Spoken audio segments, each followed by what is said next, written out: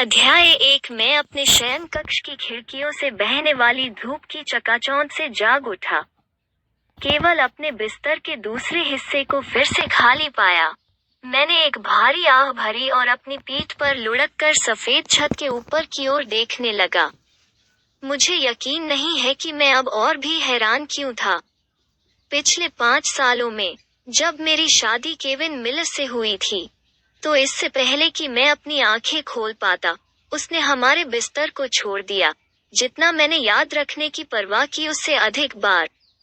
मेरे पास इस बात का एकमात्र सबूत था कि वो रात को भी सोता था।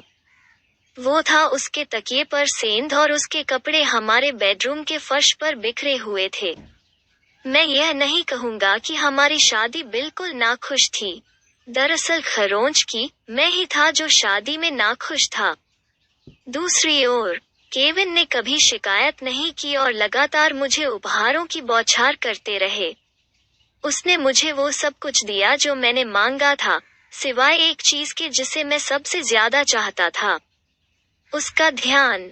उसने लंबे समय तक काम किया और काम के लिए बहुत सारी यात्राएं की, और जब वो घर गया तो वो हमेशा विचलित लग रहा था। जब मैंने उनसे इसके बारे में पूछा तो मुझे हमेशा एक ही जवाब मिलता था। यह सिर्फ केविन ने अपने पिता की फार्मास्यूटिकल कंपनी को संभाल लिया, जबकि मैंने एक बड़ी फर्म में अकाउंटेंट के रूप में काम किया। रात में हम एक दूसरे की बाहों में रात को समाप्त करने से पहले स्थानीय रेस्तरां में गए। जीवन बहुत अच्छा था। वो 2 साल पहले तक था जब हमने बच्चे पैदा करने की कोशिश की थी। केविन ने सोचा कि अगर मैं अपनी नौकरी छोड़ दूं और पास के उपनगरीय समुदाय में चला जाऊं तो यह आसान हो जाएगा, ताकि हम उन सभी बच्चों की तैयारी शुरू कर सकें जो हमारे पास होने वाले थे। मैं 24 का था। मैं इतना छोटा था और प्यार में था कि मैंने वो सब कुछ किया जो उसने मुझसे पूछा था। लेकिन लगभग 1 साल की कोशिश के बाद हमने आखिरकार इसे छोड़ दिया। मुझे चैन आया। मेरे पति के साथ सेक्स करना एक घर का काम बन गया था और अब मेरे लिए मजेदार नहीं था। मैं बता सकता था कि केविन को भी ऐसा ही लगा। कभी कभी मैं सोचता था कि क्या यही कारण है कि उसने अब मुश्किल से मुझे छुआ है। बेशक मुझे भी लगा कि शायद वो मुझे धोखा दे रहा है। अगर वो होता तो यह निश्चित रूप से मेरे अहंकार को चोट पहुंचाता। मैं व्यर्थ व्यक्ति नहीं था, लेकिन मुझे पता था कि मैं अच्छा दिखता हूँ। हर सुबह मैं यह सुनिश्चित करने के लिए 5 मील दौड़ता था कि मेरा 5 फुट 5 इंच का फ्रेम अच्छी तरह से टोन्ड हो। मेरे पास प्लैटिनम गोरा बाल थे। ज्यादातर महिलाएं शीर्ष डॉलर का भुगतान करती थीं और मेरी पतला हिस्पैनिक विरासत के कारण मेरा शरीर सुडौल था। मुझे पता था कि केविन मुझे दिखावा करना पसंद करता है। जब मैं उनके साथ विभिन्न व्यावसायिक बैठकों में जाता था तो वे अक्सर मुझसे ऐसा कहते थे। केविन खुद भी देखने लायक थे। वो सिर्फ 6 फीट से अधिक का था और हाई स्कूल में क्वार्टरबैक के रूप में और कॉलेज के हिस्से में घुटने टेकने से पहले उसके शरीर को वर्षों से सम्मानित किया गया था। उसके पास शाहबलूत के रंग के बाल और हरी आंखें थीं और बगल में एक लड़का मुस्कुराता था जिसे आप मदद नहीं कर सकते थे, लेकिन आकर्षित हो सकते थे। हमने साथ में काफी तस्वीर बनाई। मेरे सेल फोन के बजने की तेज तीखी आवाज ने मुझे मेरी श्रद्धा से तोड़ दिया।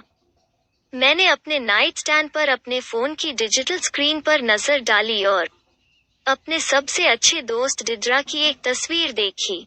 जब मैंने स्क्रीन को स्वाइप किया और जवाब दिया तो मैं मुस्कुराने से खुद को रोक नहीं पाया। यह केवल 7:30 है, मैंने उसे धीरे से याद दिलाया। लीला, क्षमा करें, मुझे आज फिर से आपको जमानत देनी पड़ रही है। डी की क्षमा प्रार्थी आवाज ने मुझे झकझोर कर रख दिया। दीद्रा भी मेरी दौड़ती हुई साथी थी, क्योंकि वो केवल 2 ब्लॉक दूर रहती थी। घड़ी की कल की तरह दौड़ने के लिए हम हर सुबह 8 बजे मिलते थे। वो इस सप्ताह पहले ही एक दिन चूक गई थी।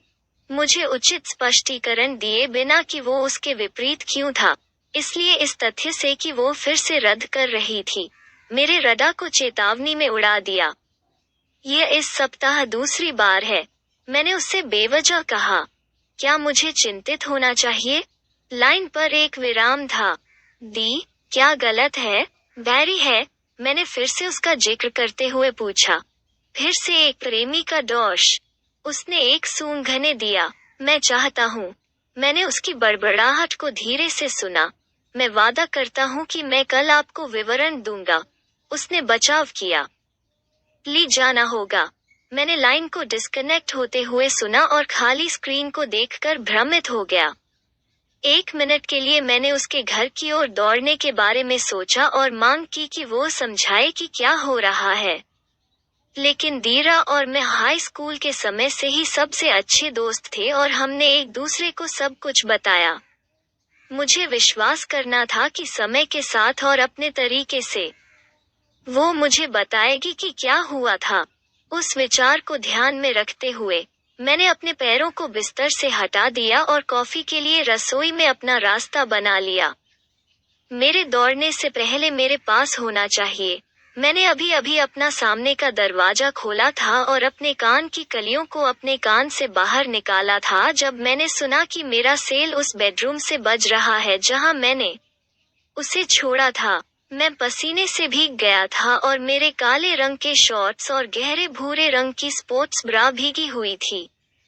इसलिए जब मैंने जवाब दिया तो मैंने अपने बिस्तर पर बैठने की कोशिश नहीं की। नमस्ते, लीला, मेरे पति की गहरी लय अभी भी मुझे जागरूक कर सकती है। हाय बेबी, मैंने आश्चर्य से उत्तर दिया। मेरे पति ने मुझे दिन में कभी फोन नहीं किया तो यह निश्चित रूप से एक आश्चर्य की बात थी। मैंने आज सुबह तुम्हें याद किया। मैंने उससे इस उम्मीद में कहा कि मेरी आवाज का भी उस पर वैसा ही असर होगा। हाँ, क्षमा करें, एक प्रारंभिक बैठक हुई थी। उसकी आवाज अब दूर की कौड़ी लग रही थी। यही कारण है कि मैं वास्तव में फोन कर रहा हूँ। उसने अपना गला साफ किया। मैंने अभी एक नए बिजनेस पार्टनर, जेम्स सिंक्लेयर और को लिया। मैं उसे आज रात के खाने के लिए ले जाना चाहता था। यह नया था।